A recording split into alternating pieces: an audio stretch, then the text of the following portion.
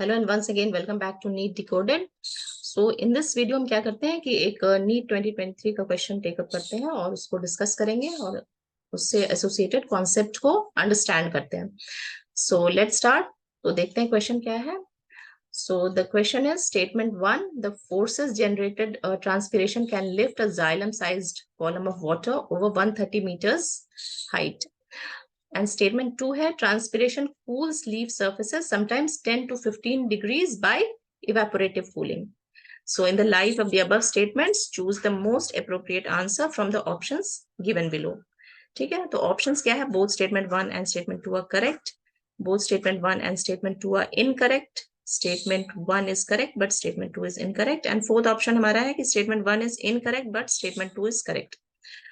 तो अब हम देखते हैं कि ट्रांसपिरेशन क्या होता है। तो transpiration is the loss of water in the form of vapour, ठीक है, फ्रॉम द लीफ सर्फेसेस। तो जब इवेपोरेशन होता है तो वाटर का कन्वर्जन होता है लिक्विड टू गैसियस फॉर्म में। तो इसमें हीट का रिक्वायरमेंट होता है, तो लीफ सर्फेसेस से हीट लेकर वाटर या लिक्विड फॉर्म में जो वाटर है वो कन्वर्ट हो जाता है गैसियस फॉर्म में। तो जब हीट का एब्जॉर्प्शन होता है तो there is cooling, so evaporation leads to cooling. So second statement हमारा करेक्ट है। अब फर्स्ट स्टेटमेंट है कि up to 130 metres in height वो जाता है या नहीं वाटर कॉलम ट्रांसपिरेशन पुल से।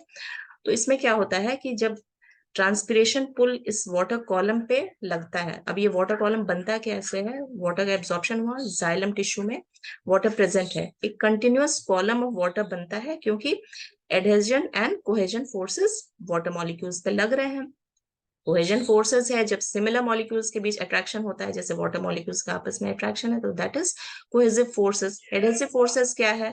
वाटर मॉलिक्यूल जो अटैच्ड है जाइलम टिश्यू से, that is cohesive forces, sorry adhesive forces, right. तो इन दोनों फोर्सेस की वजह से एक कंटिन्यूअस वाटर कॉलम क्रिएट होता है। और यहाँ पे क्या है? लीफ सरफेस से इवेपोरेशन हो रहा है। तो इवेपोरेशन जब हो रहा है तो एक सक्शन प्रेशर लगता है इस वाटर कॉलम पे, और ये वाटर कॉलम को पुल करता है। ये भी सोचने वाली बात है कि क्या नीचे से पुश करते हैं या ऊपर से पुलिंग होता है। तो एक्चुअली इसमें पुलिंग होता है वाटर कॉलम में, एक नेगेटिव प्रेशर क्रिएट होता है और वाटर कॉलम पुल हो जाता है। This is transpiration pull. और इस पुल की वजह से जो वाटर कॉलम है पूरे अप टू 130 मीटर्स हाइट तक जा सकती है। टॉल ट्रीज में भी आपने देखा होगा कि टॉल ट्रीज में भी ऊपर लीव्स होते हैं, वहां तक वाटर कॉलम या वाटर पहुंचता है, रूट से ही वो जाता है। तो the water column can reach up to a height of 130 metres. So both the statements हमारा वो सही है, ठीक है। So both statement 1 and 2 are correct, right?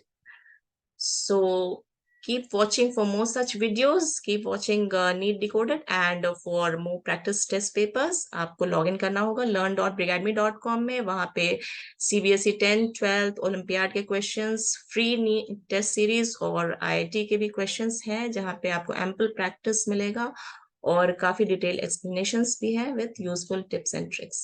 So keep watching and do log in, and please like, share and subscribe to my channel.